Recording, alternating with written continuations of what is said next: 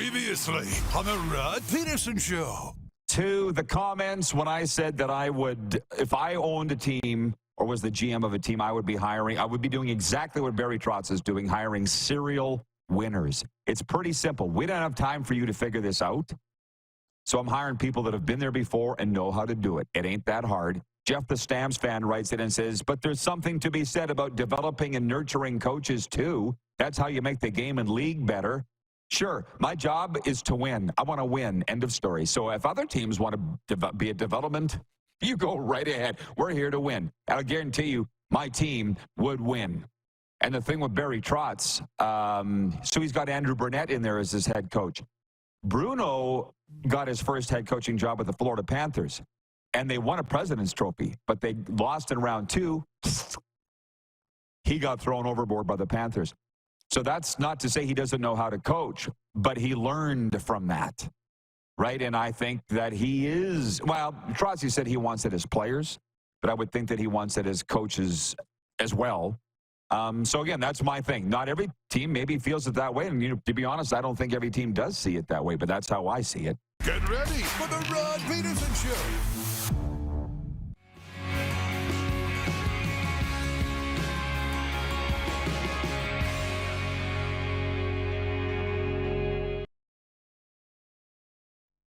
I'm selfishly going to ask you just your simple take on why the Senators got rid of Jacob Chychrun, because his dad's become a very close friend of mine, and I know Jeff's dad, John, they didn't want Jacob to leave Ottawa. Jacob didn't want to leave Ottawa. Yeah. And he still had a year left on his deal. Why'd they trade him? I don't know what didn't work there. You could just tell at the end of the season that they were set to go in different directions. This is the Rod Pedersen Show. Hi, everybody. Welcome to the RP Show on a Wednesday, July 3rd, one day away from America's birthday. I hope you're ready to have fun today, because I know I darn sure am.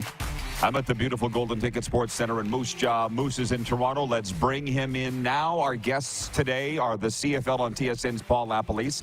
I said that we're going to be bringing a lot of those TSN guys on and CFL people. Today, by the way, is going to be a big CFL day for our... If people want to know. That doesn't float your boat, if that doesn't blow your skirt up, as my brother would say, you might as well just get out now, as Eddie Murphy was fond of saying. And Gary Brotzel is with us for our baseball roundup, our WCBL Round Up. So I'm hot to trot and ready to rip. Moose, just give me an update on your life today. How are things? Things are as good as they could ever be. Sunshine, coffee, good morning, and it's officially CFL season. Yes, it is. Yes. Dude, bro, I was sitting on the patio this morning and I was like, that sun just hits barefoot out there on the patio, ready to talk sports today. Can you hit the quick 6 show horn, please, Director Jordan? And we will get down to business. Hi to everybody, wherever you're tuned in from on Game Plus Television across all of Canada. We were just talking about our very large Edmonton viewership, and I'm glad that they didn't jump off the bandwagon, even though I was pulling for Florida in the Stanley Cup final. Can't cheer for everybody. But the Edmonton Elks interview with Kevin Karius really went off yesterday about potentially changing the name back, or at least changing it from Elks. Clark alerted us to that took off on YouTube. So we're big CFL fans. Darren just said it's officially CFL season. However, before we get down to that CFL talk, the big story. Darren, I have to defer to you. You got to tell me, because I don't know what the big story is. It's July 3rd, and I feel like it's splintered because it's summertime, and there's no dominant story right now. You go first, then I'll go what my quasi-big story is. What's yours in your world right now? To be honest, it's pretty fragmented. Like, we're in this phase where we're still a day away from the next week in the CFL season. We are now, I think of, on the 3rd, 2 days removed of free agency. The 1st and the 2nd are free agency in the NHL. So today, there is no big story. So for me, you get the obscure sports for me. You're in the middle of Wimbledon. There's 4 Canadians in action. Big day in Wimbledon. And, off day like Copa America with Tajon Buchanan getting hurt. Canada. Those are the 2 kind of big event stories for me today. Yeah, well, that's the thing that I like but don't like, because it's pretty easy through all of NFL season or all of NHL season to say this is the big story, everybody's on it. Right now, those aren't going on. right? And before we get to the CFL stuff, my good friend Mydale Mike might be watching today, Oil Man, as you know. He referred to the CFL as a secondary league. He goes, these secondary leagues? And I didn't even really know what he meant. And then it dawned on me, the big four, we talk about NFL, NHL, MLB, NBA. That's the big four leagues. And then anything that's not that would probably be a secondary league. But I will say this, I don't want to sit here and talk about the NHL today. People are ready for a break. You see I'm wearing my Tampa Bay Lightning gear. Later on today, Serena and I are going to record our Cats and Bolts podcast. There will be a lot of talk about Steven Stamkos leaving the Lightning because the one thing on TSN, that's what they're talking about hockey-wise, is, and I see it flashing across the bottom of the screen, will the Lightning regret getting rid of Steven Stamkos and blah, blah, blah, blah, blah, blah.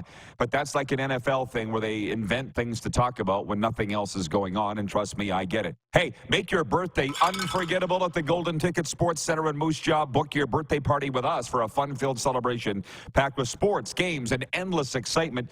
Visit GoldenTicketSportsCenter.com to reserve your spot today. Okay, so it's week 5 in the CFL. We do have some good texts that have come in since yesterday's show. 902-518-3033 is the number to text me here, and I'll get to those in a second. And trust me, I said this is going to be a big CFL day. We got 2 hours to get into all that, so everybody just hold your horses. Western Canadian Baseball League, I just want to tell you a little story about me because I got time finally. We're not rushing through a bunch of 6 topics here. Darren, I'm sitting there broadcasting these games every night, and because almost every day I get asked by somebody, how do you enjoy chatting baseball? One of the players' families come up. He was from New York City, Manhattan. And he came up he asked that, how do you enjoy broadcasting baseball? And he goes, you're our eyes and ears to the Millers. That's you. And I'm like, well, that's what I do. That's what the broadcaster does, right? But Darren, I'm sitting there and I go through the players' hometowns on the air. And I was like, oh, my God. My life literally flashed before my eyes. He's from Kennewick, Washington. Next batter. He's from Rancho Mirage, California. He's from Peoria, Arizona. And I'm sitting there realizing I've been to all these places. He's from Round Rock, Texas. He's from Bayonne, New Jersey. He's from Margate, Florida. And I'm like, Rod, you got to, literally just slow down. Because I wanted to see all these places. I was in such a rush my whole life, just go, go, go, go, go, and see all these places that I heard about on TV and read about in all these books. I've been to all of them. Where these players are. And that's cool because I can sit and talk to all these players about some significant place in their hometown, and that's cool.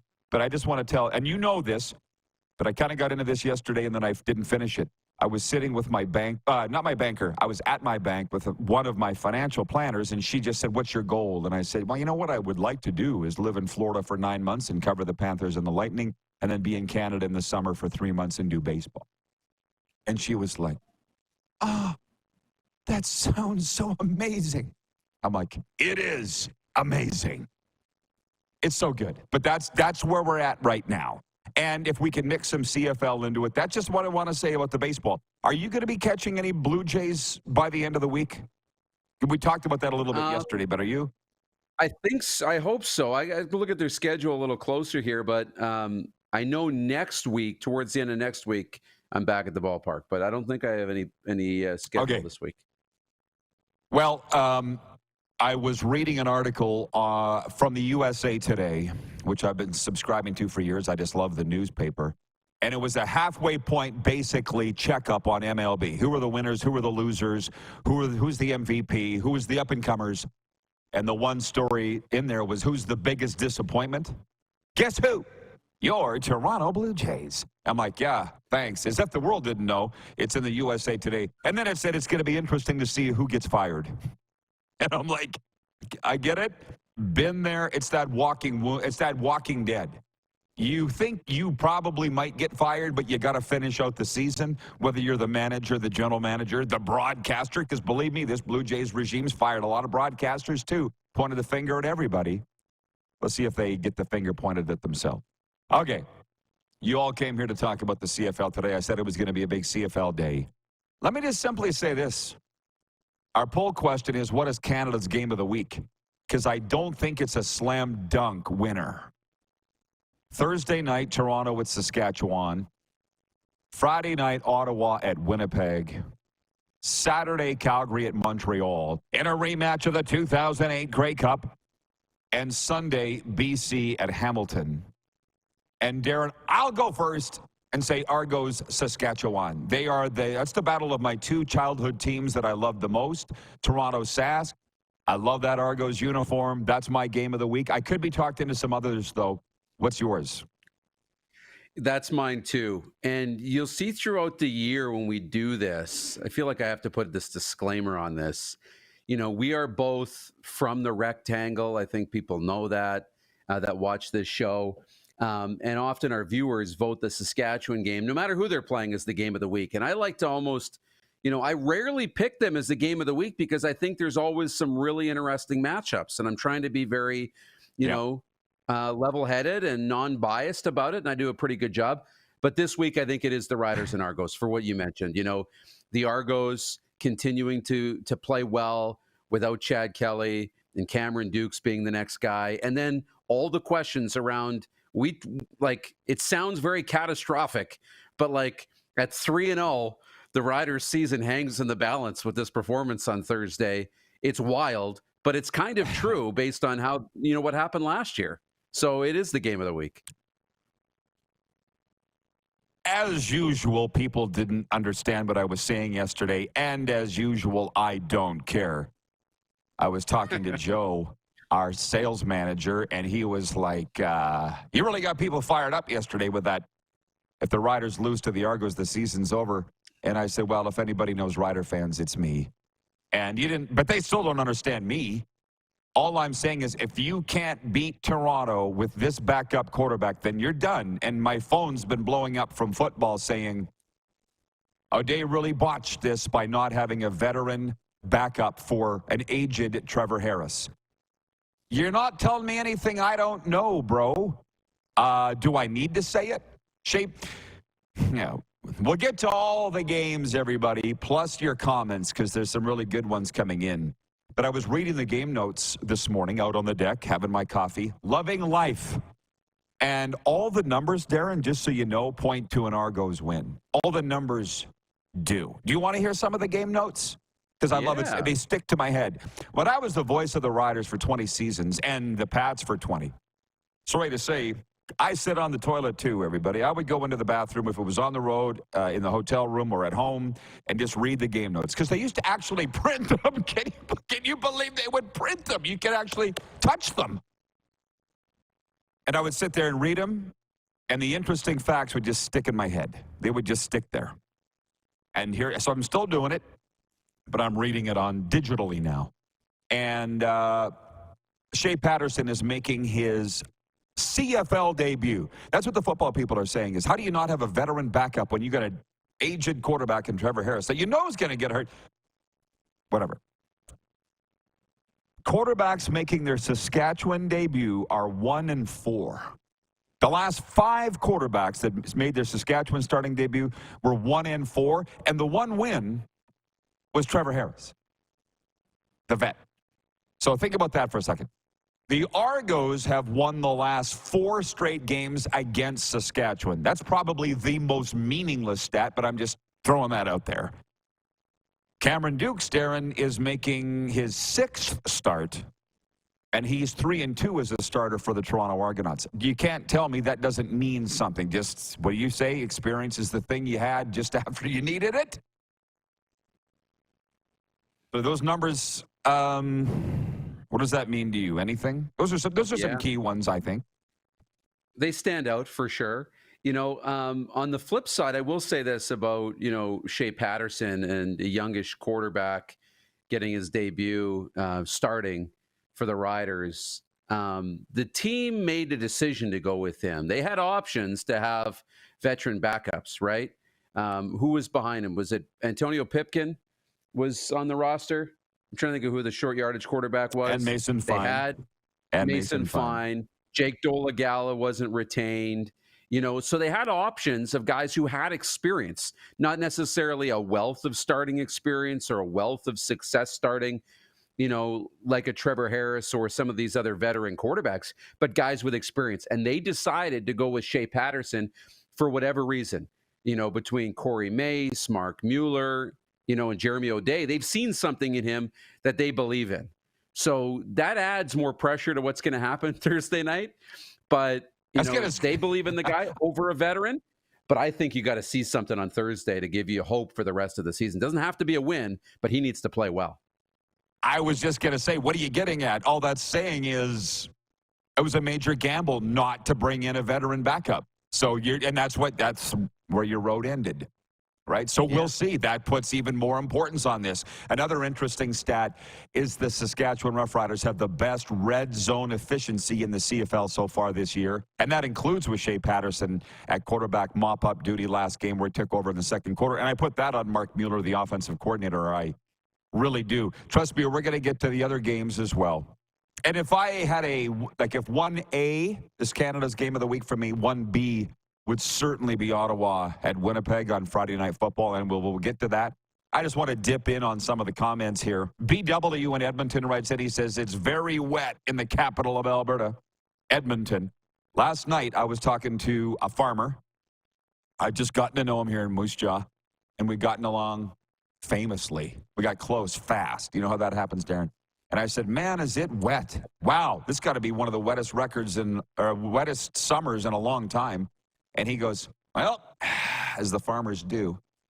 He looked out over the field, the baseball diamond, and goes, well, I'll take rain over dust any day. That's why I don't farm. I don't know what you want. That's why I don't farm. I don't know. Is it too wet? Is it too dry? Is it just right? I don't know. I thought you wanted rain in the spring and sun in the summer. And I don't know. So I'm not farming. Robert in Vegas writes in, he says he's a Blue Bomber fan. He says 20,366 fans at T-Mobile Arena for the Fever and Aces game last night. Amazing atmosphere. So much fun. Hey, listen, I want to go watch Caitlin Clark whatever chance I get. We got to get a WNBA team in Florida. That's what we need, because I know we don't have one. Ryan in upstate New York says, I picked Toronto Sask. I want to see how the Argos react to getting slammed by the Alouettes and how the Riders' offense plays without Trevor Harris. There's no wrong answer as to what's Canada's game of the week. We are asking you people to vote. John Schmeiser checks in. He says, good morning from Kansas City. And I'll just say this about the NHL. Literally, I know myself. I get overwhelmed easily. We've been getting this absolute machine gun of CFL or NHL news fired at us for the last week. Game 7 Stanley Cup, Hall of Fame induction class, and NHL draft round 1. Then the rest of the rounds, and then free agency. And then the schedule released. Then this, then that. I'm like, I can't, guys. Take a damn break. Because you know what? Even the NFL. What is the last story you remember coming out of the NFL? I actually have one, and we're going to get to it in our question. What's the latest news in the NFL, Darren, that you've seen? Yeah, the latest thing I saw really was Tom Brady's retirement announced, like the retirement ceremony in New England, his speech, and then him jumping in the USFL broadcast, and everybody's excited for his debut on Fox. That's the last thing I really remember. 3 weeks. It's been at least 3 weeks since you've seen anything from the NFL. So for anybody who thinks that they don't take a break, they do. But nobody has stopped and thought about it, though. We'll continue this when we come back. Paul LaPolice and Gary Brotzel are on the way. We're live on the Game Plus television network, Key Radio, Apple Podcasts, YouTube Live, and Spotify.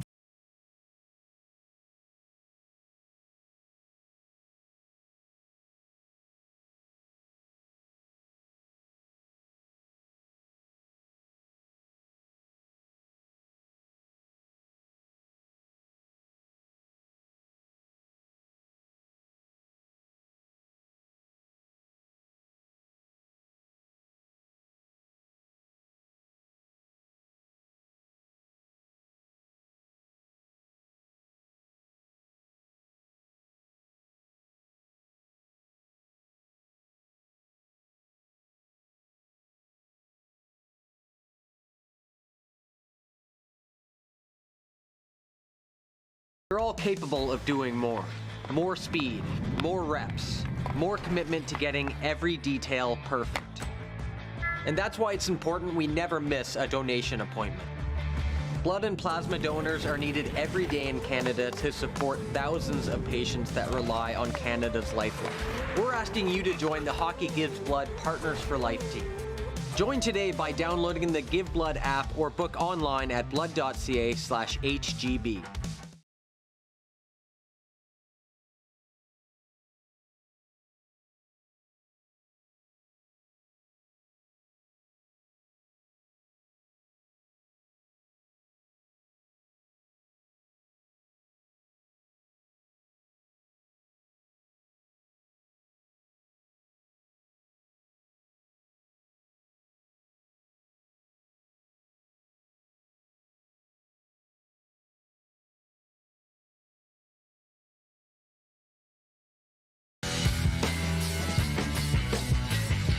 Did you know that you can help save a life? And you can start right now. Stem cells from male donors increase chances of positive outcomes for patients, yet they only make up 40% of our registry. Today, there are hundreds of people in Canada searching for their life-saving match. You can be a patient's best hope.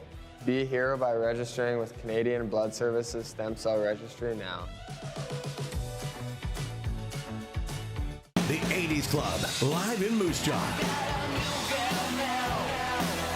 Honeymoon Suite, along with a flock of seagulls. Men without hats. And spoons. All together for one night at Moose Jaw Event Center, Saturday, November 16th. Tickets on sale now at sastix.ca or the Moose Jaw Event Center box office.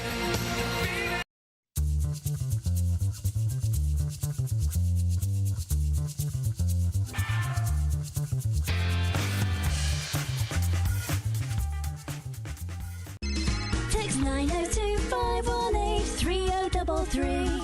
902-518-3033. Pick up your phone and text RP, that's Rod Pedersen. Text 902-518-3033. Here's how your business can be a part of Canada's fastest growing sports talk show. All you have to do is contact us, and we will tell you all about the dynamic and exciting marketing opportunities we have, utilizing a fully integrated 360-degree multi-platform. Imagine your business seen and heard across Canada on Game Plus TV and around the world on the Rod Pedersen Digital Network. You will use one of the most overused expressions in sports. You gotta be kidding me. Get your business involved. Contact the Rod Pedersen Show today. Hey, honey, can you get one of the kids to show me how this Twitter thing works? Honey, I need to get on Instagram. Time for more of the Rod Pedersen Show. Hey, everybody, just do this now, and you can thank me later. Sign up for Landmark Extras for free today. It's their rewards program, Landmark Extras, okay? Just go to landmarkcinemas.com for details. Of course, you can get all the showtimes there, what's coming, what's currently playing. There's 3 programs to choose from. Just start going to movies, start racking up the rewards. Again, you can thank me later. Let's bring in the Moose. The Toronto Blue Jays will be aiming to take a 2-1 lead in their 4-game series with the visiting Houston Astros tonight. Lefty Yusei Kikuchi will be on the mound for the Jays, who edged the Astros 7-6 Tuesday night. Houston won the series opener 3-1 on Canada Day. Our WCBL Round Up, we do it weekly. It's going to be next hour. Gary Brotzel will join us, the president of the Regina Red Sox baseball team, and we're going to dip back into the CFL talk here in a second, but we're also brought to you by the Saskatchewan Rattlers professional basketball team. They play at a SaskTel Center. They provide the best entertainment for all of Saskatchewan, and the CEBL is Canada's largest pro league with 10 teams coast to coast. Their season is underway, and they're home Friday night to the Scarborough Shooting Stars. Get your tickets now by visiting Ticketmaster or head on down to the Rattlers front office in downtown Saskatoon. This is a discussion I don't want to spend as much time on today as we have in the past, but Teddy Allen, the league MVP, was cut by Winnipeg from what I understand behavioral issues a couple of weeks ago. Saskatchewan signed him. He's going to play Friday night. Why is it that I'm seeing all this talk on the networks, TSN and Sportsnet, of tennis, which you love, you probably like that, soccer, which I'm getting to, and WNBA. Rob in Vegas just said he was at the game last night and 20,000 were there. Why do I see no coverage of CEBL news and as much or less of CFL news? How did this happen? Because I don't know. It just did. I don't know how deep you want to go into this. I don't. I literally don't know. Maybe it's a rhetorical question. Yeah. Maybe you don't know. Maybe nobody knows the answer. Well, and it's it's chicken and the egg. Media will drum up hype, which will put bums in seats. But when SportsCenter and Sportsnet, I'm not blaming the networks either, because when they go through their rundown and decide what they're going to talk about, they're slotting in all these things, and they say, okay, what's most important to the most amount of viewers, of our viewers, right? Because we need to hold their attention on our show in order to sell advertising and make money. So it goes NFL or NHL. WNBA has a lot of interest for viewers. And even tennis, because it's such an event-driven thing, not all the time, would supersede. So when those leagues get more popular, and the CFL obviously had trouble coming out of COVID and took a dip and have had trouble regaining that fan base and that, viewership. So you lose a little bit of the pecking order on the highlight shows. Yeah, I guess you're all seeing how I think, and it's as a broadcaster and as a programmer, but it's like, listen, I get it when the NFL's playing, why they would talk about. I get it when the NHL's playing, why they would talk about, but they're not playing, and the CFL and the CEBL are playing, and they don't get any coverage, and they air the games on their network. So whatever. Although I will tell you this. There was a couple of places that I've been over the last week or so. One was a pub called Kelly's Landing in Toronto. Nice, trendy pub. It's between Union Station and Rogers Centre. Walking back from the Jays game on Canada Day. Popped in for a bite to eat. What was on TV? The CEBL. So they're getting some play inside the restaurants and the bars in a big city like Toronto, which is pretty cool. By the way, Cole in North Dakota writes in and says, Rod, what do you think of the tunnels of Moose Jaw? I will be going there tomorrow morning before I head back to Regina to catch the Riders game. See what this show is doing for tourism in Moose Jaw? Don't ask me, because I haven't been to the tunnels of Moose Jaw. You have to understand, when you live somewhere your whole life, you don't do the tourist things. I don't go to the Everglades in Florida. That's a tourist thing to do. That's what the nerds do. So, no, I haven't not been to the tunnels of Moose Jaw. But you know what? I will by the end of the summer. But I was telling one of the players' families last night, the O'Hare family from Los Angeles, I said I was doing some reading on Al Capone, the famous Chicago mobster, and in his twilight years, he split his time between the Florida Keys and Moose Jaw. And I feel like he's my spirit animal, Al Capone, because I'm doing the exact same thing. And Kirk in Toronto writes in, he says, Rod, I agree with Kevin Carius. 7:30 start times for Argos games is just plain stupid on Sundays. Go back to 1 to 3 p.m. starts. I'll say this again. Clark alerted us to our interview with Kevin Carius going viral yesterday on YouTube. Are you sure it's not because it was the Oiler talk, Clark, or do you think it's because of the Elks talk? Or do we know? Oh, the comments are on the Elks. Okay. I don't know. It would be interesting to know Oilers versus Elks, but all we know is it's gotten huge numbers. The Carius interview yesterday talking Edmonton sports. And as you said, Darren, Edmonton's been very good to us in terms of television ratings. They don't always write in, but we know they're watching because we can see. But the Elks are not playing this week. And, I mean, I don't feel comfortable talking about why people aren't going to Edmonton games. If it's because, or part of the reason is because they changed the team's name, then who am I to say? I think you and I were in the alumni lounge that one game there, remember? That was the day that we met up with Victor Cui, the president, and we talked to some of the players in the alumni, and they were pissed about the team name change. But that's alum. You could see why they'd be mad. What about John Sixpack? Riding the bus that City Transit, is he mad? I don't know. How much do you think it plays into it, as much as you know about the market? I don't really think it does at the end of the day. I think the team not being very good has way more of effect than a name does. I do feel like, there's a disconnect between the Elks and the Eskimos. Like, I think, you lose a little bit of that identity for sure, and the history and the traditions, even though the team really hasn't changed. But I think it has way more to do with the product on the field and the buzz around the team than it does about a name. Because the name is good, the logo is good, uniforms are good, the merch is great, all that kind of stuff is good. So I don't know. Okay. Well, it's an excuse. That's what I think it is. You just said it. The team's crappy. And I'll be interested to see that game Thursday night, my game of the week, Toronto at Sask. That's what I voted for. And if that stadium is poorly attended, I'll just wait for the excuses. It's a Thursday night. What are they thinking? Oh, the gas prices are too high. Oh, this, that, whatever. It's just an excuse. Name change, Thursday night kickoff. Why can't you have it on a Saturday? Oh, wait, don't have it on the Saturday. We're at the lake. Stephen in San Diego writes in, 902-518-3033 on the text line, and he says, hey, Rod, Steve from San Diego, great show. Longtime Blue Bombers fan and wondering what's wrong with the Bombers. Can they get it together and make the playoffs? Here's another interesting nugget from the game notes. This is part of why the CFL is so awesome. There's a lot of reasons why it is. This is the first time ever in its 111-year history that 3 teams are 0-4. It's never happened. I think only twice before they had 2 teams that were 0-4, but they've never had 3 teams 0-4 this late into the season, and we're only in week 5. I feel more comfortable putting this question to Paul LaPolice, and by the way, he's coming in next. So Lapo, and he's watching right now, Clark tells me, get ready to explain what's wrong with the Bombers, because I don't know. And I'm not going to jump off the bandwagon. Stephen, and not that I was ever on the Bomber bandwagon, but until they prove to me that they're not the Bombers, 4 consecutive appearances in the Grey Cup.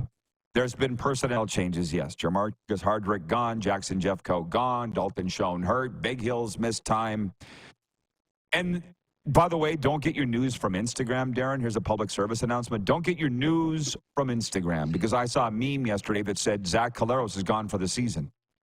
Did you see that anywhere? I saw, like, somebody posted that. I'm like, there's something about credibility, man. At least you know what I'm going to tell you is what I believe. I'm not trying to, but Collaros hasn't been great. Brady Olivalar hasn't. Well, they're not at 100%. But I'm sure Winnipeg, in any mentally, physically, personnel, this is a veteran team, though, that I think they understand will get it together. They took Calgary to overtime in their park on Saturday. And, if they win in overtime in Calgary, we're not having this discussion right now. Do you think the Bombers' problems are catastrophic and they just haven't realized, wiki, the season started? That's kind of what I think it is. They just haven't woken up. Yeah, I feel like it too. I think, the guy that is the big loss is Dalton Schoen being out. I think that's the big one, him being gone. And that's going to leave a big hole to fill. They've got other playmakers, though, a lot of other playmakers and weapons that can fill the void. But, we often look back and we always cite, what was it, the 2011 BC Lions, 0-6, and then won the Grey Cup? Yeah. Right? I think they were 0-5. We'd have to go back. Yeah, okay. Right. But we often cite them and say, hey, you never say never. They're 0-5, they're 0-6, and they won. We can do it. But often that's not coming from a place of reality, right? But I think with Winnipeg, there is some belief there that if, it could happen with the Winnipeg Blue Bombers team because of the people in that locker room, the players they have. It's not sitting there thinking last year's Edmonton Elks were going to come back from being 0 and whatever to win the Grey Cup. But with Winnipeg, it's actually possible. And it could start as early as this week. By the way, Tad Cornegay, the Grey Cup kid.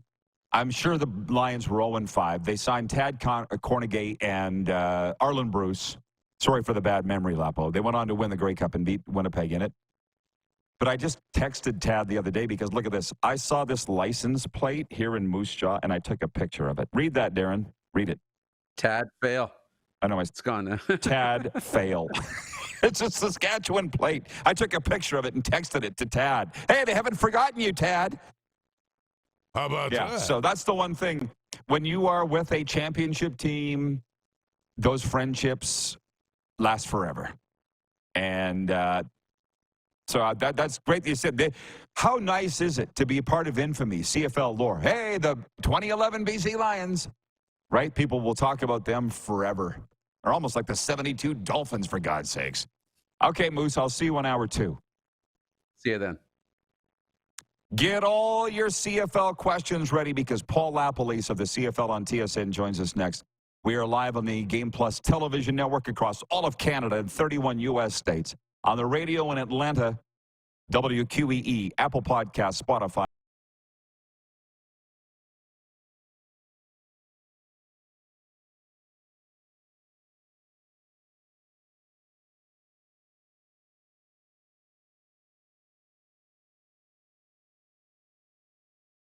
IKS Game Day wishes to congratulate the city of Estevan and Affinity Place on their brand new center ice display. This state-of-the-art score clock features 5 LED faces with full motion graphics, scoring integration, and our new Halo mounting system.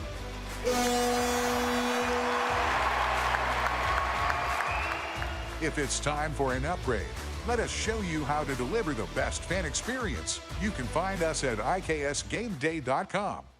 Now the race is on and here comes pride in the backstretch. Celebrate 40 years of Sawyer Brown. Some girls don't like boys like me. With Shenandoah. You got to get me to the church on the Cumberland Road. Plus special guest George Fox. Saturday, October 26th, Moose Jaw Event Center. I'll take the dirt road. Tickets are on sale now at the Moose Jaw Event Center box office or online at sasktix.ca. 6 days on the road and I'm Sawyer Brown and Shenandoah live.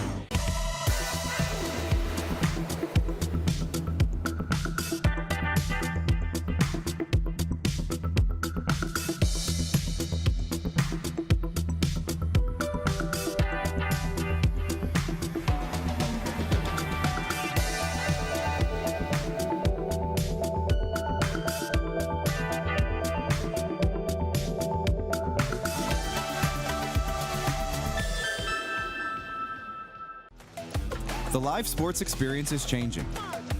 Teams and facilities are under pressure to provide online and in-venue entertainment.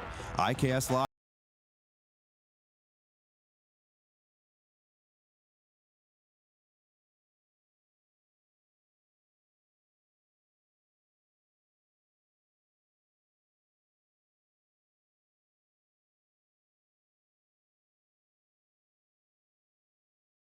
House.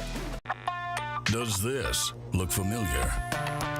Your fans deserve an incredible arena experience. It's time for an upgrade. Stunning graphics. Revenue opportunities are just the beginning with our in-venue display systems and scoring technology. Let us help you find the best solution for your facility. DDG, always delivering the best fan experience. We're all capable of doing more. More speed, more reps, more commitment to getting every detail perfect. And that's why it's important we never miss a donation appointment. Blood and plasma donors are needed every day in Canada to support thousands of patients that rely on Canada's lifeline. We're asking you to join the Hockey Gives Blood Partners for Life team. Join today by downloading the Give Blood app or book online at blood.ca/HGB. Here's how your business can be a part of Canada's fastest growing sports talk show. All you have to do is contact us, and we will tell you all about the dynamic and exciting marketing opportunities we have, utilizing a fully integrated 360-degree multi-platform. Imagine your business seen and heard across Canada on Game Plus TV and around the world on the Rod Pedersen Digital Network. You will use one of the most overused expressions in sports. You gotta be kidding me. Get your business involved. Contact the Rod Pedersen Show today. Send us your opinions now. We won't victimize you unless you really deserve it. Now, back to your host, Rod Pedersen. Told you this would be a big CFL day, and you know who's big CFL fans? Common Crown Brewing in Calgary. They have the perfect craft beer for your enjoyment, featuring their core 5. Good Company Hazy Pale Ale, Common Crown Crafted Lager, Journeyman IPA, Brewmaster Blonde Ale, and Coppersmith Brown Ale, 4 of which sit below 5% ABV, making them the ideal beer for your everyday common beer. Check them out, Common Crown in Calgary. All right, Paul LaPolice joins us from the CFL on TSN. Lapo, thanks. Been a while. If you don't mind, can we jump right to it? They want to know what's wrong with the Bombers. No one would know better than you. What's your answer to that? Well, I think the first thing I would say is they've played the Grey Cup champs, and that was they got beat pretty good. Then they lost to BC's, probably maybe the second or third best team in the league. They didn't play great against Ottawa and lost a close game, and then Calgary beat them in overtime. So they've played some good people. They haven't played great, and they're going through a bunch of injuries. So a couple of weeks ago on the panel, somebody said, "Oh, they're going to make a bunch of changes," and I said, "What changes? All the changes are on the field. They have a bunch of new receivers right now playing that I don't even know who these guys are." And you got some change. Liam Dobson, a first starter up front. Lofton is a younger starter up for the O-line. So they have some things they're working through. And, the whole receiving goal. You lose Kenny Lawler, Dalton Schoen, that's going to hurt. So they're working through some stuff, and quarterback's got to play better. And we'll see what happens now that Streveler probably gets a start this week. But they just got to, they're working through some stuff, and they got to handle it. Well, I've said this to Barker, I'll say it to you, do we not overreact in this opening third? Teams that are not as good as their record and some aren't as bad as their record. As you know, this is still an extension of the preseason to me, in my mind. Well, I spoke to a couple of their coaches before the game, and not that they need to hear my opinion at all.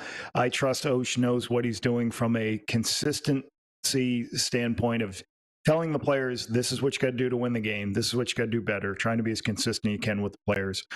But one thing I told one of the players and a coach was like, listen, you have to educate your players and your teammates that this is normal in the CFL. It may not be normal for the Winnipeg Blue Bombers for the past 4 years. So the players just have to kind of get out of that funk of, oh my God, are we that bad? You're not. You haven't played great, and you've played some good people. You got to perform better.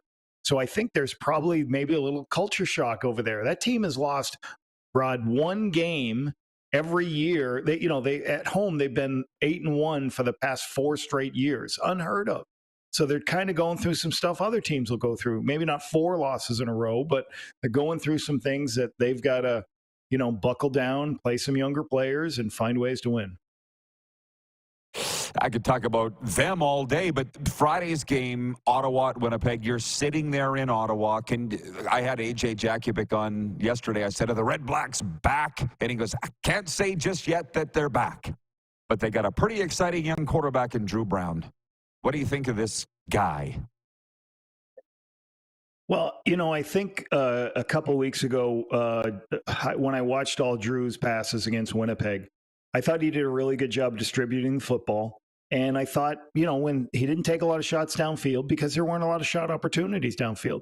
But the one thing he did is Zach Collaros threw 2 interceptions and he threw 0. And that's why they won the football game. So, you're asking your quarterback, especially a young one, to make sure, yes, we need you to push the ball downfield. We need you to make plays, but we also need, especially the young guys, don't put ourselves in bad situations. And that's been the case for Ottawa since Trevor Harris left. There have been just so many young quarterbacks with me, with, other people. So you just got to, that's what I commend Drew Brown about. He's done a nice job of protecting the football, and that's going to be needed again. That's what Winnipeg needs to do. Well, the quarterbacks, there's a reason we talk about them. If you don't have one, you don't win, as you know. And so Thursday's game, Toronto at Sask. I'm sure you've read the game notes. Cameron Dukes, 3-2 as a starter now. Shea Pedersen making his first career start. All the numbers, by the way, are leading to an Argo win. Maybe that's why they're favored. I don't know. What's your read on this game? Well, I would say this: the one thing I was impressed with, and I did a playbook on it this week, is defensively what they've done. And I thought Corey Mace has done a really good job of bringing his culture of defensive takeaways over to Saskatchewan. Last year, they led the CFL 52 takeaways in Toronto on defense when Corey was the DC. Well, this year through 3 games, if you go last week's stat, they were second in the league behind Montreal with 9 takeaways. That's 3 takeaways per game. So if they can do that, help Shea Pedersen with a young quarterback give him a short field or score on defense. That's what they've been successful for, because they were out of that game in Edmonton. They were losing until they started getting some takeaways in the fourth quarter. So I think that's going to be important. And certainly having some type of run game for Shea Pedersen, and whether it be run game from him or from, the offensive line and AJ, just to take some pressure off him. Because Cameron Dukes doesn't seem to make a lot of mistakes. He's the thing you worry about Cameron Dukes is, can he take the shots downfield? They've been very conservative. They haven't pushed it downfield. They got behind last week, and then it was kind of hard to see him make plays downfield. And but he's protected the ball for the most part. Tell us, if you don't mind, Lapo, in the time we have left. We can go back to these other games if we have time, but what's up with you and your life? You got some pretty exciting things going on. If I dare say, in the media world of this, Jim Barker will never refer to himself as a media person. I'm not sure if you want to either, but you got some cool stuff coming down the pipe. I'm doing a couple of, I'll be on this. So I've been doing some more sideline reporting, and that's just because I'm filling in for Matthew Scianetti as he's gone when we will give it back. So that's been kind of neat to be on the sidelines to games and be able to watch. I'll be at the sideline for, I believe, Hamilton, BC. I got a couple color commentaries coming up next month. I'll be doing color for a couple of games. And I just been posting stuff on YouTube. And I talked to an old Rider quarterback in the offseason, JT O'Sullivan, who played for the Riders in 12, and he has a good YouTube page that does called the Quarterback School, breaking down stuff. So after talking to him, I posted a bunch of stuff last year at the end of the year. I said, let me make a concerted effort to post more. As I watch all the film, I was watching Calgary, Winnipeg this morning. I'm going to watch Montreal this afternoon. I take some notes, and if something comes up that I could teach and impart knowledge, I do. I'll kind of record it and post it up on YouTube. So yeah, it's been good. It's been a lot of fun. People seem to like it. Where can they find your YouTube account? Because there are people going to be rushing there today. Coach Lapo. Yeah, it's just Coach Lapo. There you go, everybody. At YouTube, just Coach Lapo. Mm-hmm. And he's putting his stuff on Twitter too. But I got to ask you this about that media side of things. When you realized it's different, right? Because you remember 2011?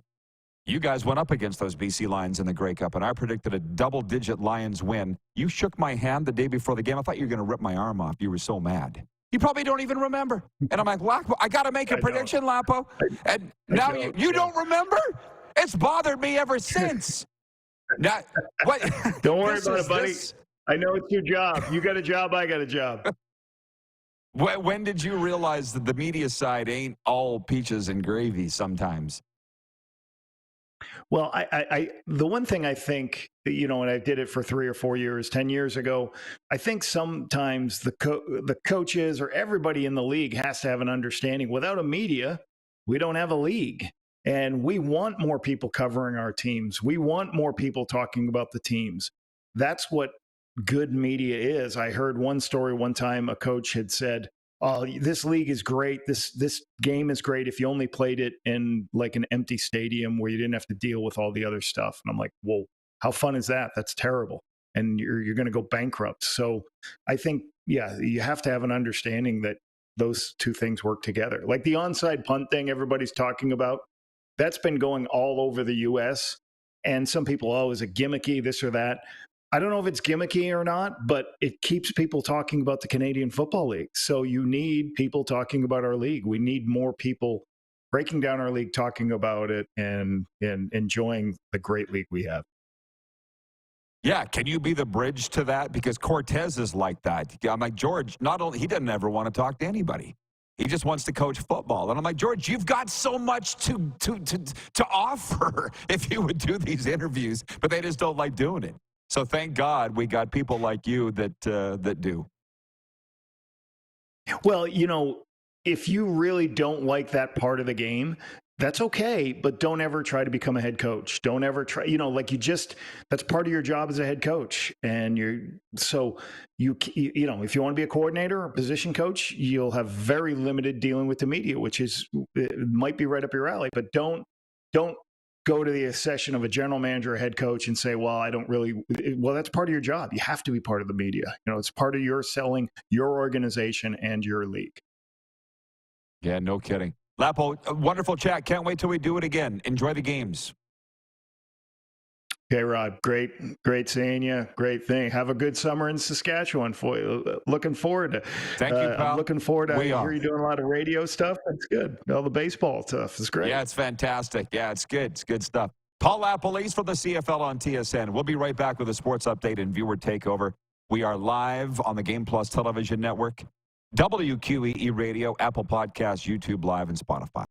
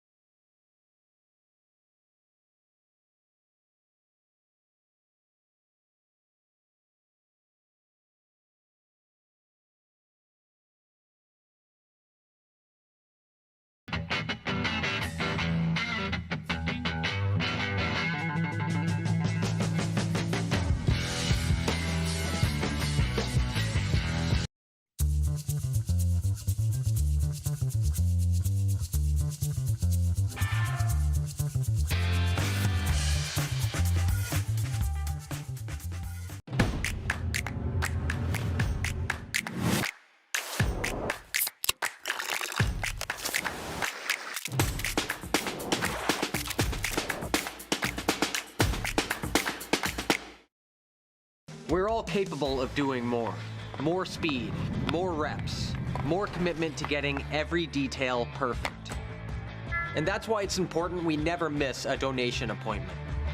Blood and plasma donors are needed every day in Canada to support thousands of patients that rely on Canada's lifeline. We're asking you to join the Hockey Gives Blood Partners for Life team. Join today by downloading the Give Blood app or book online at blood.ca/HGB. Does this look familiar? Your fans deserve an incredible arena experience. It's time for an upgrade. Stunning graphics. Revenue opportunities are just the beginning with our in-venue display systems and scoring technology. Let us help you find the best solution for your facility. BDG, always delivering the best fan experience. IKS Game Day wishes to congratulate the city of Estevan and Affinity Place on their brand new center ice display. This state-of-the-art score clock features 5 LED faces with full motion graphics, scoring integration, and our new halo mounting system.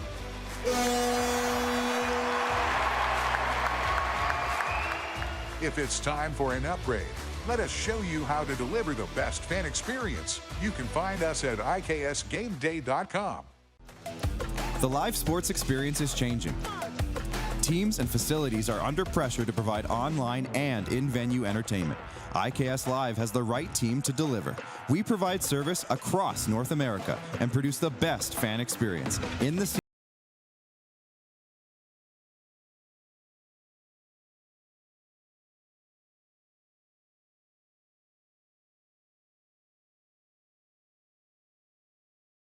house.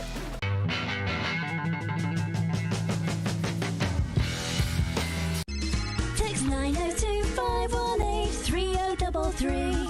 902-518-3033. Pick up your phone and text RP, that's Rod Pedersen. Text 902-518-3033. Business owners and marketers.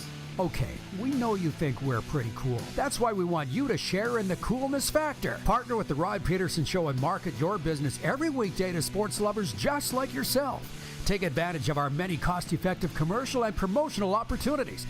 Tell the world about your business. Yes, the world. Thanks to Game Plus TV and the Rod Pedersen Digital Network. Contact us today and find out how you can be a part of Canada's fastest-growing sports talk show, The Rod Pedersen Show.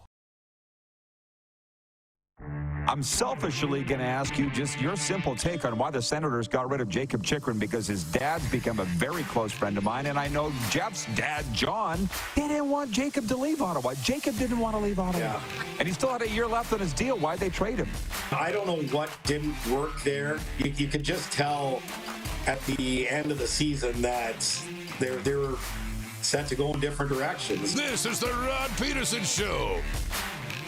Hey, everybody. Welcome to the RP Show on a Wednesday, right? Yeah, episode number 1278 of your favorite daytime sports talk show is on the air. National television across Canada and 31 U.S. states. It's episode number 1278. And welcome to summer in Canada. Baseball, football. That's about it. And people are trying to sell soccer on us.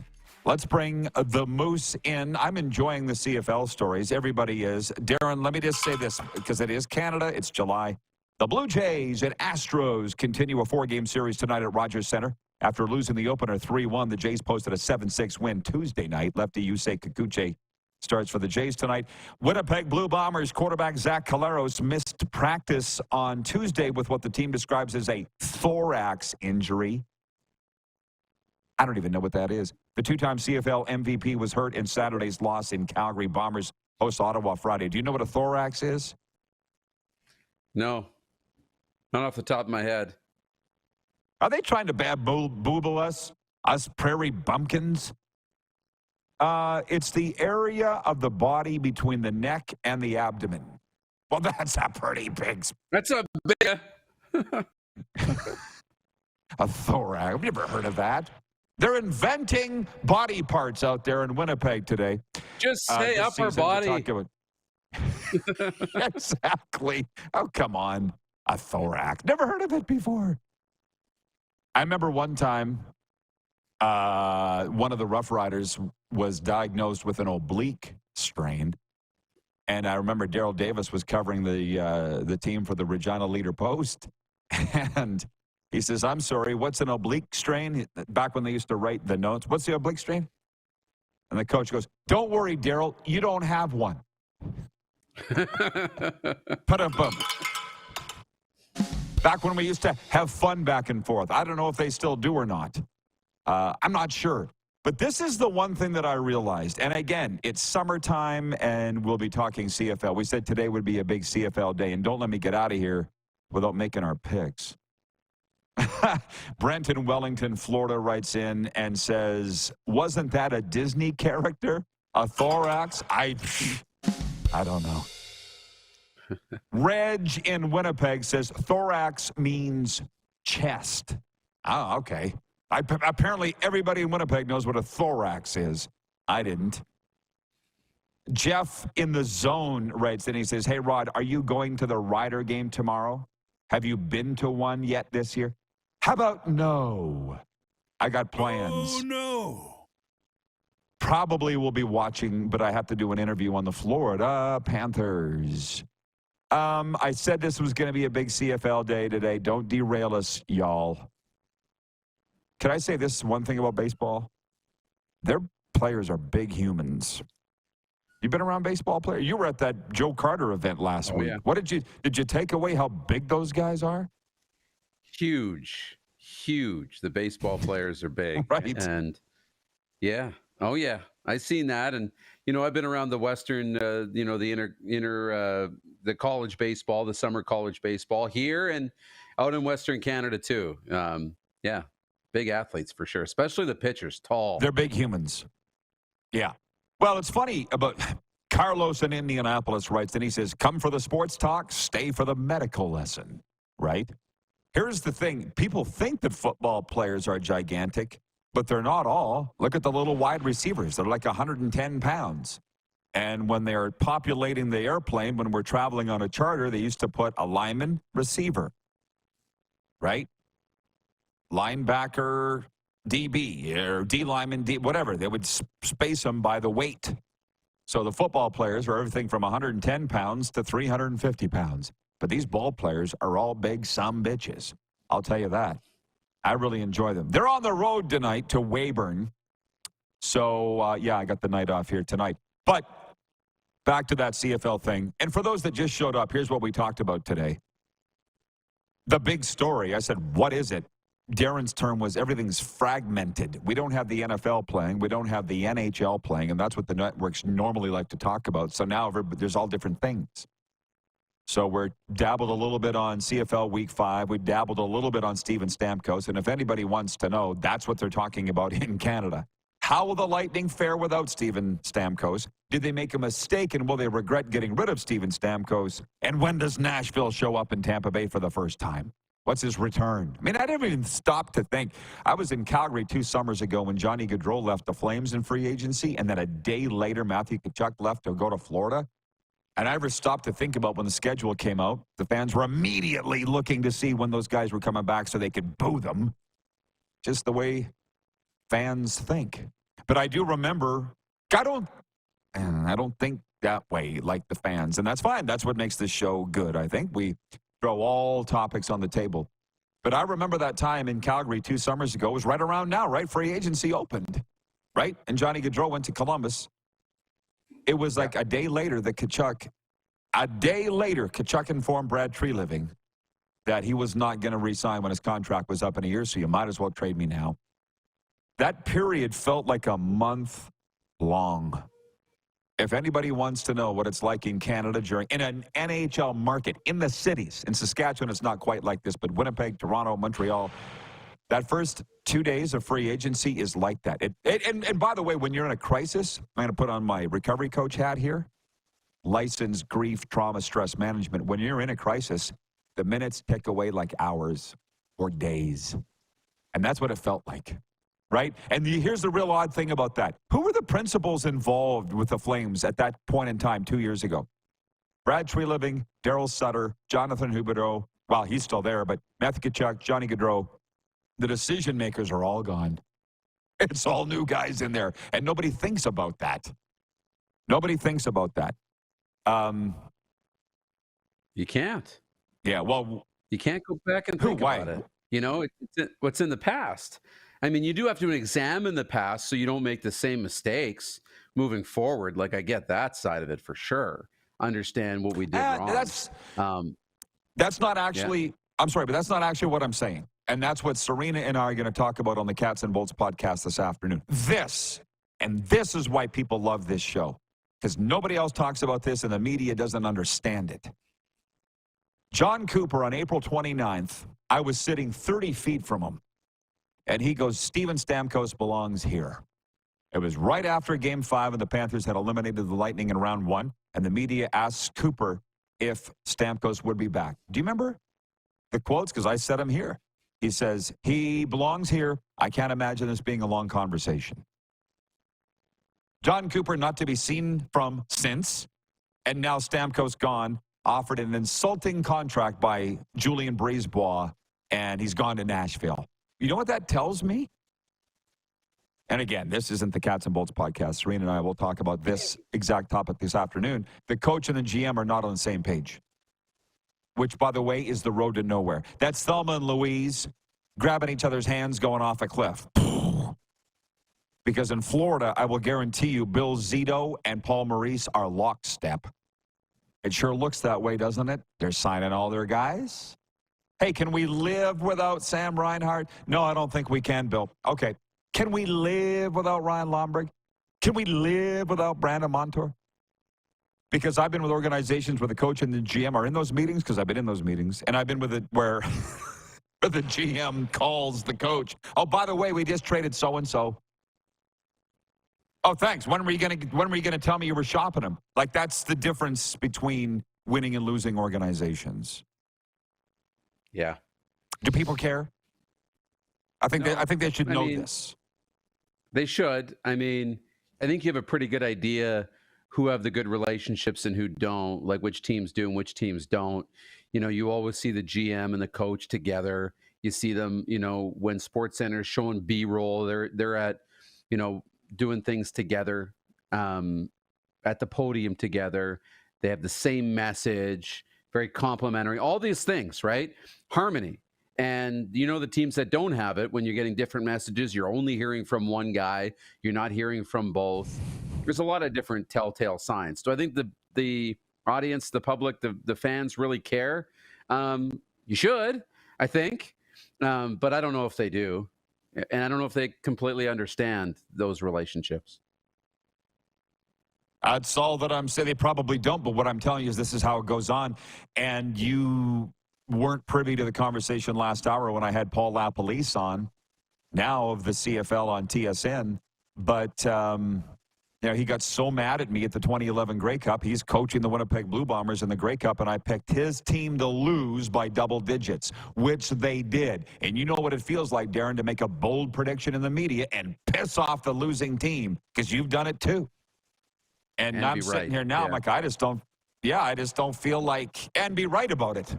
And I don't feel like, I'm tired of getting guys mad at me for saying the truth. Like, what, do you want me to lie to you? I respect you too much to lie to you. And by the way, it's 11:11 Mountain, 1:11 Eastern. What do we got for that, guys? Beautiful. Hoorah! Just go look at it. If you don't, just go look it up. Because we will get around to the CFL stuff, and in a way we are. We talked a lot about it in hour 1, and we'll get to our picks here in hour 2. But I had that guy come up to me at the ball game last night. He goes, I sure miss your dad. I said, yeah, so do I. And he goes, he just told it the way it was. And I had a lot of hockey coaches say that to me. If they wanted an assessment of their team, they would go to Jim Pedersen and ask him, Jimmy, what do you think of my team? He'd tell you whether you like to hear it or not. And he hurt some feelings. And guess what? He didn't care. But that guy last night goes, your dad would always say it the way it was. Didn't always want to hear it, but your dad would give you the truth. And now the world's changed. I just wonder if you can get away with that anymore. My dad would be able to. My dad was the Rock of Gibraltar, but I'm tired of it. I'm tired of having people mad at me for just saying it the way that it is, because I don't know any other way to do it. That's the way that I was raised. End of story. I guess that's why you gave me this show. You let me do it. Do you want to do the picks now? We can do the picks now. I don't have the graphic into Clark. Usually we do them on Thursday, but we can do the picks today. Okay, I apologize. We'll do it tomorrow. Do you know what I know I was 7-5. Oh, and I haven't started a new notebook, so I don't have last week's picks. You're winning. I don't even remember how we did. I'm losing. No, I don't know what I was last week. I apologize. I don't have the notebook in front of me. Hey, we were both pretty close to 500 last week, I thought. It's betting, Darren. They don't say pretty close at the betting window in Vegas. You were pretty close, no, so we're going to give you the money. Have it correct before we put the graphic together. It's not. I know you like to dabble in the gray area. That doesn't work in the sports betting world. We'll go I never back, tried that I at do the have casino. it written down. Dealer has 20. A 19. Close enough. Give me my money. Close enough. And just so you know, yeah, it doesn't work, Darren. Well, maybe that don't work. Come on, I lost Toronto a lot of with one-goal game. Right. Toronto with Sask. I'm picking the Saskatchewan Roughriders, which we got derailed last hour, and that's on me. All the numbers are pointing to Toronto, by the way, and I went and looked up. There's various sports books that have various point spreads for the game. They all have Toronto favored. It's just a matter of by how much. Some have 3 points, some have 4 points. But I'm taking Sask. What are you doing? I'm going to take Toronto. Yeah, I'm taking Toronto. I think the Argos will find a way. You sound very confident in that. Okay. I think game plan for Saskatchewan is to protect Shea Pedersen, make sure he develops well. I mean, your focus is always on winning, but I think it's more about making sure he's protected than it is about, needing a win in week 4 here. Ottawa at Winnipeg. I'll go first. I'm taking the Bombers. So am I. I'm with you on that. Okay. Calgary at Montreal. Match of the 2008 Grey Cup. Well, I always take Cody. Death, taxes, and Cody Fajardo winning. Montreal for me. How about you? Yeah. I'm with you on that one, too. You too? Okay. And BC at Hamilton. I'm going to take the Ticats to get their first win of the season against BC, an upset. Perfect. I'll take BC. That works real well. A couple things here. Mandy in Edmonton writes in and says, lies in sports all the time, though. I know that. But Darren just said this yesterday. You got to take them at their word. You go ahead. I'm not. Because I've seen it. So many times I've seen the figurehead at the podium lying. More times than I have fingers to count. And I knew the truth. And I'm sitting in the front row wearing the team colors going, but that's a lie. You're lying. Whatever. Zumper writes in from Calgary and says, the Stampeders game day has improved. Better production quality. More families are starting to show up. Credit to Jay McNeil. Hey, what did I say? Is he going to be the next Wade Miller? Is he going to be the next Jim Hobson, the former player that led the team back to prominence? I'm hoping so for Jay McNeil's sake because he's a great guy. But I will say this, and then we'll break and come back with more on this. Lapo said last hour, he goes, a lot of the football people in the CFL don't care for the media. They don't want to do the media. It's not that they don't personally like them. It's they don't like doing interviews. They don't like being out, shaking hands, kissing babies. They just want to coach football. I know those guys. And it's like, guys, you got to sell the game. And that's the problem is that we got a commissioner, and he's admitted to me it's not his fault. He's a football guy, and he's a business guy. And do you know why the product of the CFL is so good? Because it's run by football people. Largely, the owners are diehard football people, the people running the team, but they're not PR and media people. Like, for instance, I saw this morning a tweet out of BC from the Global Morning host that they're opening the upper deck for the Lions' next home game against Saskatchewan. I'm like, you sneaky sons of devils. They're getting it out. They're not just holding it on to themselves. Let's tell the Global Morning guy that we're into like 35,000 seats sold for this game. Let's not scrounge it for ourselves. Let's tell the Global and let them get it out. BC knows what they're doing. I wonder how many of the others do. Anyways, we'll continue this. We'll be right back. We're live on Game Plus Television. Oh, I had a dream that involved the BC Lions. Darren knows what it is, but I'll tell you when I come back with Moose. We're live on Game Plus TV, WQEE Radio, Apple Podcasts, YouTube Live, and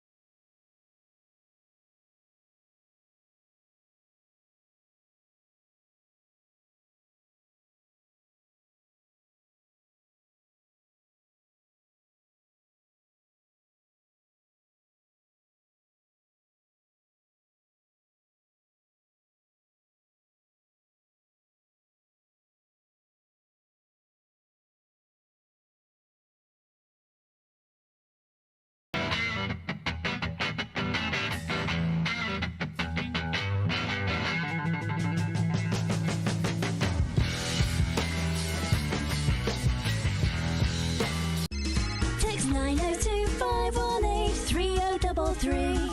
902-518-3033. Pick up your phone and text RP, that's Rod Pedersen. Text 902-518-3033. We're all capable of doing more. More speed, more reps, more commitment to getting every detail perfect. And that's why it's important we never miss a donation appointment. Blood and plasma donors are needed every day in Canada to support thousands of patients that rely on Canada's lifeline. We're asking you to join the Hockey Gives Blood Partners for Life team. Join today by downloading the Give Blood app or book online at blood.ca/HGB. The 80s Club, live in Moose Jaw. Honeymoon Suite, along with a flock of seagulls. Men without hats. And spoons. All together for one night at Moose Jaw Event Center, Saturday, November 16th. Tickets on sale now at sastih.ca or the Moose Jaw Event Center box office. The live sports experience is changing. Teams and facilities are under pressure to provide online and in-venue entertainment. IKS Live has the right team to deliver. We provide service across North America and produce the best fan experience, in the seats or streaming to you.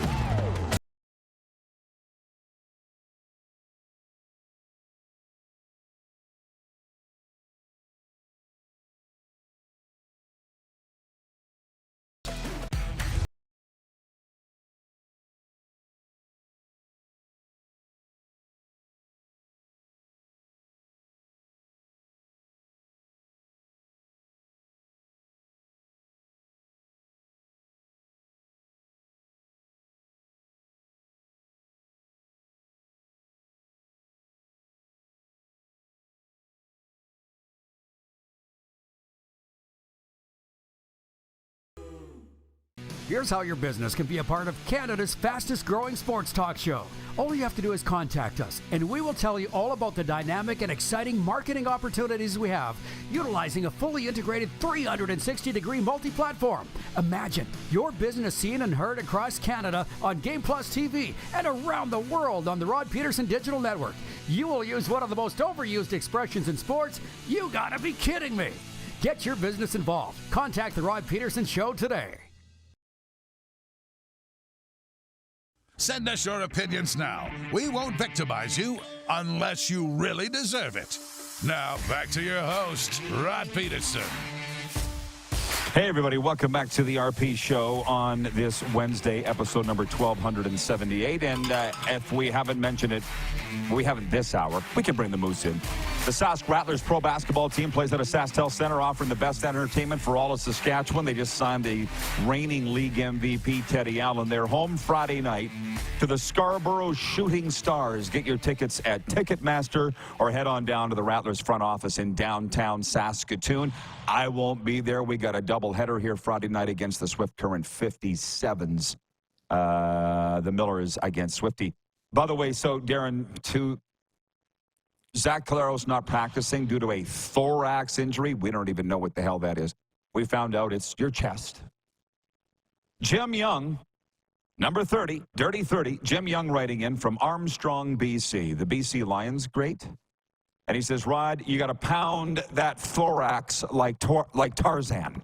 That's from Jim. And he says, here's his picks. Toronto, Ottawa, Montreal, BC. We'll get to that. But you heard me say that I had a dream. And I told you it this morning. I dreamt I was hosting a BC Lions sports dinner. And the guest speakers were Jim Young and Mervyn Fernandez. I dreamt that. And I woke up thinking, what was this was this a premonition? Was I predicting the future? Or are these guys so deeply into my conscience? I don't know. But, yeah, I'm just passing that along. And, again, they got it going with the BC Lions. Oh, we did make our picks already. I got rattled a little bit by a message here. I should not be checking my inbox during the show. I shouldn't. Scott in Moose Jaw writes in regarding whatever the hell it is we're talking about today. He says the thorax injury can be very dangerous. And 2, he says Craig Conroy will turn the Flames around. Yes, he will if he's allowed to do it. We've talked about that on this program before. Chris in Heidelberg, Ontario writes in and says, does Collaros have to go to Thoracic Park for treatment? How about I'll that? see myself out. He says, I'll see myself out. Have a good day, gentlemen. Chris in Heidelberg, Ontario. Right so on. people are having fun. People are having fun. I don't think Zach Collaros, however, is having fun with the injury. Oh, my God. It's a hodgepodge today. It's a dog's breakfast. Jeff in the zone says the Florida Panthers have signed veteran defenseman Nate Schmidt to a 1-year contract. Breaking news.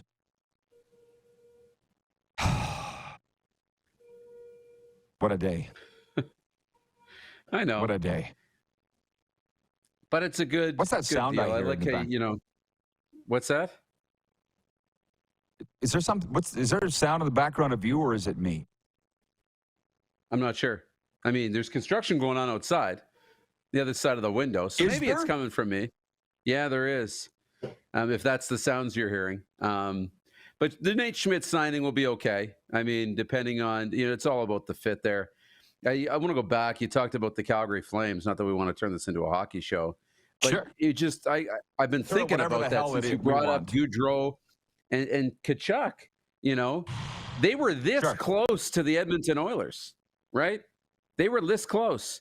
And then all of a sudden, one summer happened, and it feels like they are miles apart. Now, Craig Conroy is putting the building blocks back in place, and they're building that foundation up. They've got a lot of draft picks. They're starting to stock the cupboards with prospects. They got a great young goaltender coming. There are a lot of good things. The future's bright in Calgary. But you could have been talking about a team that could have been contending a little bit. They were that close. And all it takes is 1 or 2 guys to not be bought in or to want out, and things change in a heartbeat. Calgary was really close to having the kind of spring that Edmonton just had. And now they got to wait. How do you mean? I mean, look at when they played in the playoffs. Yes, Edmonton won that series in 5, but, Calgary could play with them. Calgary outplayed them in a lot of that series, even especially in game 1 when they played. Was that 3 years ago now? 2-3 years ago? And then Gaudreau and Tkachuk are gone. They were trending in the right direction. And then you lose your 2 superstars and things change. Dude. Okay, thank you for saying that. Sometimes a bomb goes off. Yeah. Sometimes a bomb goes off in life. If everything just went according to plan, wouldn't that be so great for everybody? All these sayings, the older I get, I wished I was paying attention a little earlier. I'm glad that at your age you are. But that phrase, was it Joe Frazier? Everybody's got a plan until you get punched in the mouth. When things don't go according to plan, what do? Because the Flames never did recover from that. Or they haven't yet. And they're still They are now. I mean, that's why sometimes I sit and think. I sit back here and I allow everybody else's opinion, and that's cool, but I don't give mine enough. You'd think that I give it a lot. I don't give it enough. Like, I could not feel stronger that at the very least the Flames have some direction. Whether you like it or you don't, at least they have some direction right now. Getting rid of Jacob Markstrom was actually a good thing. And I love Jock Wilson a lot, but why would you want a 34-year-old goalie when you're entering a rebuild? Why would you want that? Because just when the team, if all goes according to plan in 2 to 3 years, maybe 4, that you're good, and then Markstrom's 38 and you can't, then you got to bring in, no. You might as well go with a young goalie now, just like the young skaters up front, the 18 guys in front of them. I don't understand but again, it's not my team. It's also not Jock's team. But that's what I see, and to be honest, I'm happy for the Calgary Flames. You and I were talking before the air about the last 2 summers that we spent, or me, not you, in Calgary, and I really enjoyed the Flames talk, but I did not enjoy the negativity there. We're just sitting here spitballing today, and any topics anybody wants to talk about, you're more than welcome to write in here. Not my personal phone, because Mandy in Edmonton writes in and she says, RP, where are you reading messages from other than your YouTube and text line? My own personal phone, because a guy that I thought was my friend wrote in criticizing our show today, and I just blasted him. So that's why I got a little rattled here. But because I like to be, believe it or not, a positive person. I do. And the thing with this guy, he had a problem with one of our guests today. And I'm like, I didn't ask for your opinion. Get the hell out of here. I'm tired of this crap, especially from you, because I don't answer to you. Now, furthermore, these golf tournaments that I did in Calgary the last 2 summers, I'm on the microphone at these golf tournaments, and I'm trying to rally the crowd. And I'm like, who's excited about the Flames? People rolled their eyes or started laughing. And I'll never forget the one golf tournament I was at. The only hands that were up in the room were Joel Otto, Tim Hunter, Jamie McCowan, Rennie Corbet, all the Flames alumni, because they have to. And I was asked to come back and do some tournaments this summer, but it hasn't worked out. But I don't like that. I don't like that. And it's not can you blame the Calgary people? I'm not saying the Flames fans have done anything wrong. If you were them, how would you feel? And that was a year ago. How do you think it feels now to see Edmonton go all the way to the Stanley Cup and expect to go back? I know. Sorry, it's just a little bit of a hot button topic for me, because I do have an affinity and an affection for those Calgary people, because they were so good to me and they deserve better. And here's Conroy at the trade deadline trying to move Jacob Markstrom because he knew it was what was right, and the owner nixes it.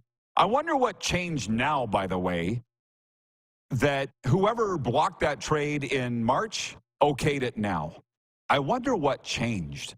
That's the other very interesting thing that I don't know. I don't know the answer to that. Yeah. Probably the return maybe changed.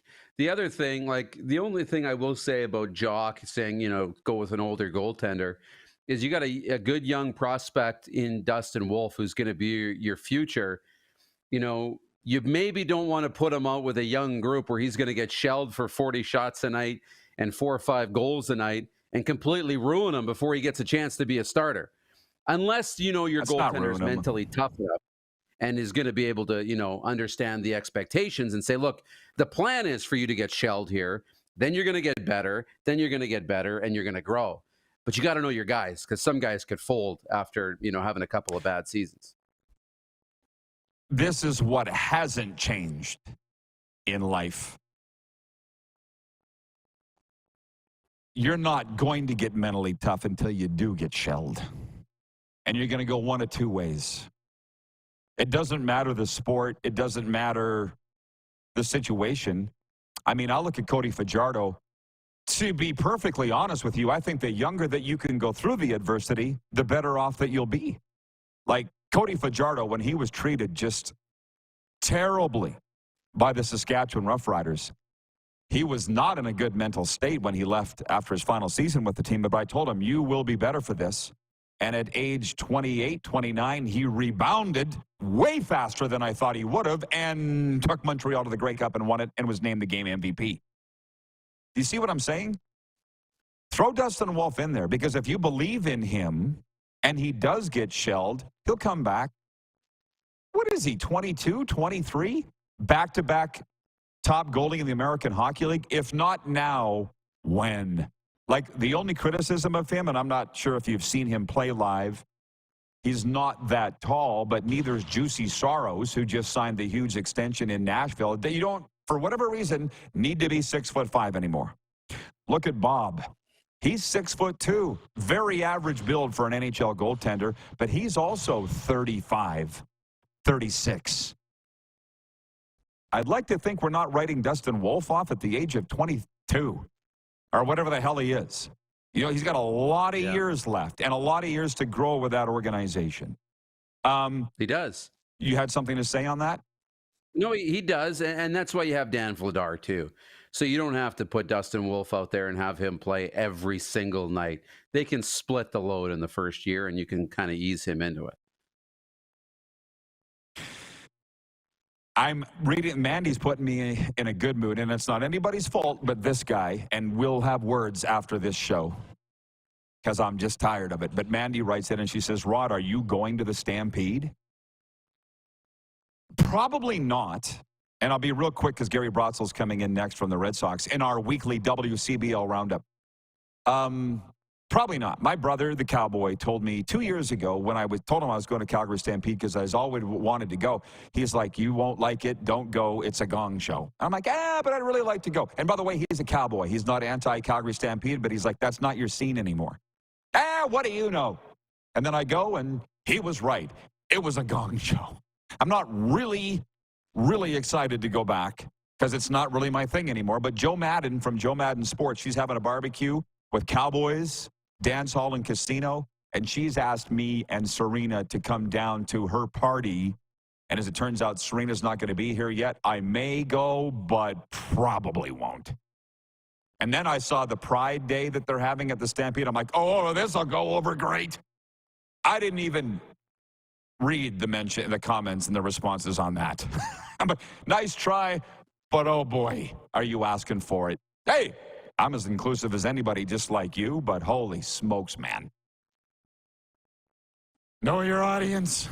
Okay, Moose, have a great day. Thank you. It's been a wild one. You bet. Yeah, it has. Thank you.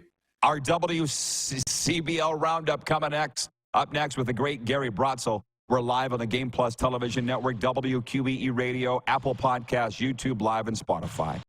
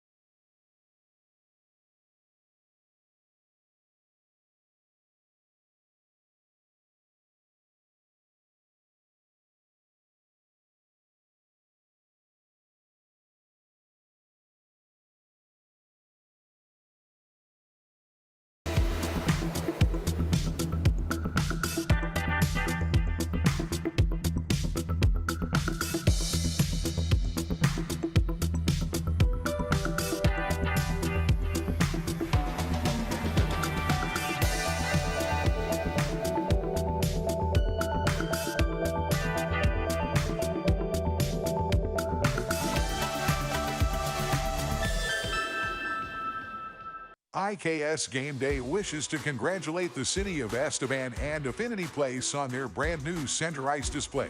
This state-of-the-art score clock features 5 LED faces with full motion graphics, scoring integration, and our new Halo mounting system.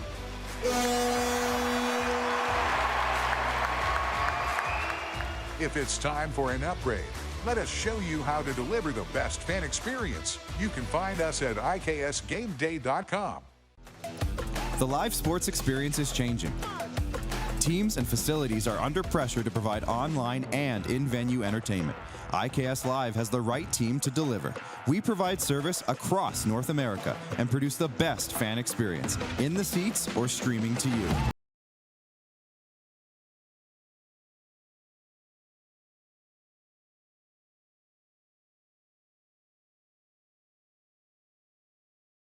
In the house. Hi, my name's Logan Stankoven. And I'm Connor Bedard. We're both Hockey Gives Blood player ambassadors and proud to be blood donors. There are thousands of patients each year in Canada that rely on a generous stranger to save their life. Please book an appointment today to donate blood at blood.ca/HGB. Text 902-518-3033. 902-518-3033. Pick up your phone and text RP, that's Rod Pedersen. Text 902-518-3033.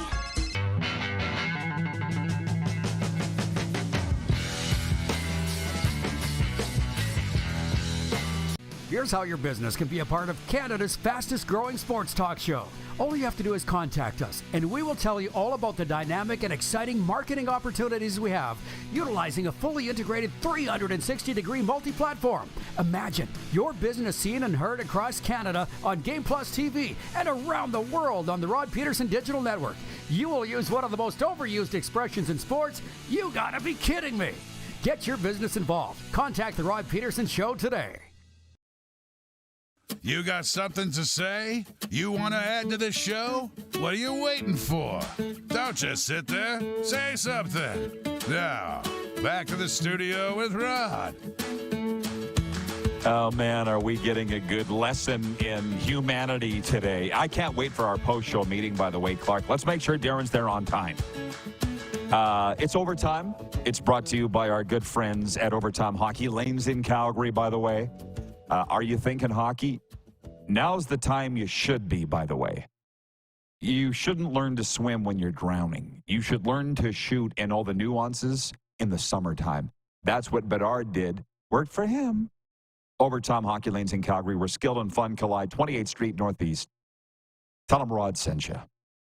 I just like this comment from Mandy. This is great. You can't blame her. Where the heck did it go? She goes, Mandy in Edmonton says, I'm not sure what I will do this summer, sports-wise, as no CFL team enthralls me. That's kind of the thread that I was getting to off the top of the show. Like, there's not a, what else is going on? And if your team sucks, I feel like you can't just check out. I don't think you should just check out on your team. But hey, you do you. Ken F. writes in, and I'm not sure specifically because this comment came in a while back, but he goes, in that 5-year run, wasn't there one of those seasons where the Esks started the year with losses but went on to win the Grey Cup? I don't remember it. You'd have to ask an Esks fan. The one that everybody talks about is 2011 and the BC Lions starting 0-5, and the guys that are part of that team. Benavides was the head coach then, was he not? Was Wally's? I don't think Wally was coaching still. But you're kind of getting close with Winnipeg at 0-4. I mean, this is the day where I said, let's just talk about whatever you want to talk about. Because I don't know what everybody wants to talk about. Everybody's interested in something else. If Mandy's not interested in the CFL, we got a problem. But I enjoy the game notes, and the one thing that stood out, there's several things stood out to me as we look at week 5, but there has never been a year where 3 teams started 0-4 till now. And at what time does Winnipeg panic and start making those moves? LaPolice doesn't think now is the time. Paul LaPolice was with us in hour 1 from the CFL on TSN, but in 2011, Wally made the moves. He didn't stand pat. He signed one on defense and one on offense. Arlen Bruce on offense, Tad Cornegay on defense, and boom, they go on to win the Grey Cup. And if you ask those two guys, they're the reason. You couldn't argue otherwise. The sports update that I say. I mean, here's the soccer. I can't talk about it because I don't know anything about it other than this. The final 8 teams are set for the 2024 Copa America Men's Soccer Tournament. Argentina faces Ecuador tomorrow in Houston, while Venezuela plays Canada Friday in Arlington, Texas. On Saturday, Colombia takes on Panama, and Brazil meets Uruguay. Canada will be without Inter Milan winger Tejan Buchanan, who will undergo surgery today after breaking his leg in practice. Meanwhile, Shohei Ohtani won't participate in the home run derby on July 15th, despite the Japanese superstar ranking second in the majors with 27 homers this year. He's participated in the derby just once, exiting in the first round in 2021. Shohei says he's in the middle of his rehab from an injured elbow ligament and subsequent surgery last fall that is keeping him from pitching this season. Well, we knew that. The news is that Shohei will not be in the home run derby this year. Can we live without it? I think so. The sports update is for Landmark Cinemas.